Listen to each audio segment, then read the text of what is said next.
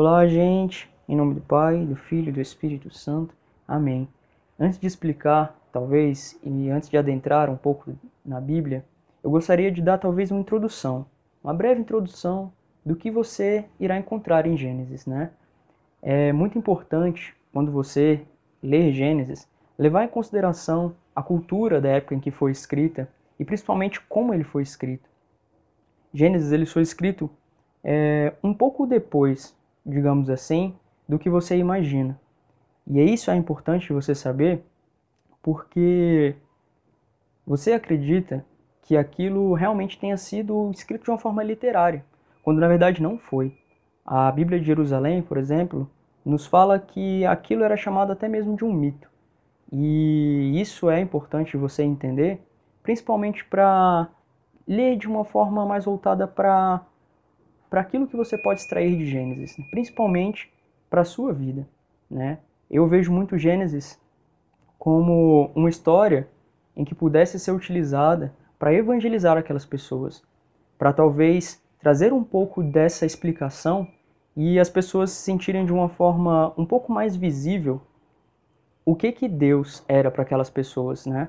Tanto é que, se vocês perceberem, Deus, ele vem antes do sol, dos astros, ele vem antes da criação da terra, antes da criação dos animais, mostrando que Deus é superior a todas essas criações. Isso permitiu que muitas pessoas deixassem as suas idolatrias para seguir Deus. Então, é importante que você leia Gênesis principalmente nessa questão. Saber que talvez foi escolhido um paraíso, um jardim, porque naquela época era muito contemplado os jardins da Babilônia. E aquilo com certeza era uma maravilha naquela época pelos relatos que existem. Então é importante você levar tudo isso em consideração. Mais adiante eu vou falar um pouco mais a respeito dessa história.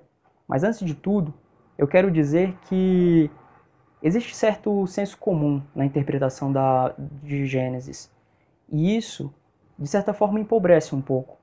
Porque a gente escuta talvez muitas críticas, mas críticas talvez pessoas que não conhecem, críticas talvez de pessoas que querem de fato difamar esse livro, difamar, de certa forma, toda a Bíblia.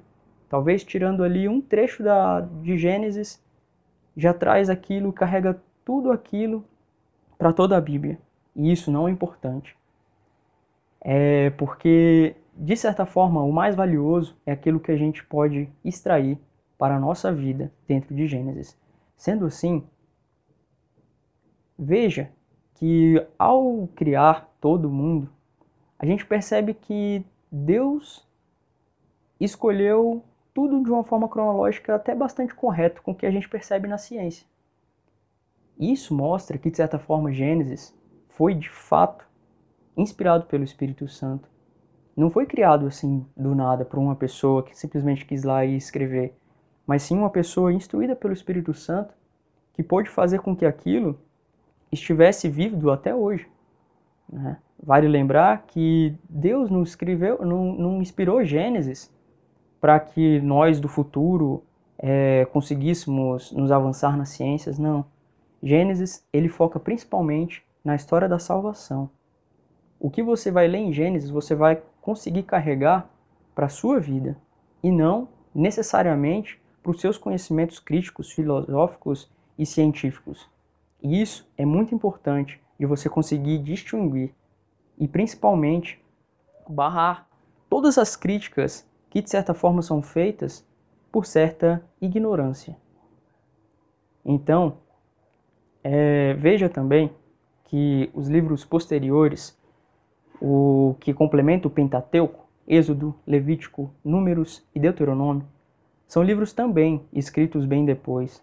A Bíblia de Jerusalém fala um pouco a respeito de mais de um leitor escrevendo tudo aquilo. Percebe-se então que não foi Moisés o autor destes livros.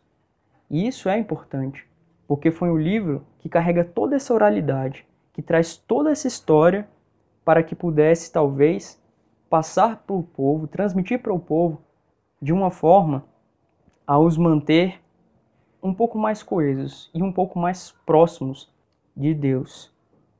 Nesse momento, não se apavore. Leia esse livro com o seu coração e passe talvez a conhecê-lo do zero, e não mais com todas essas críticas e difâmias que a gente escuta nesse livro que é tão maravilhoso e que muitas vezes é conhecido como proto-evangelho. E esse é um termo que eu gostaria muito que você gravasse antes de ler esta passagem.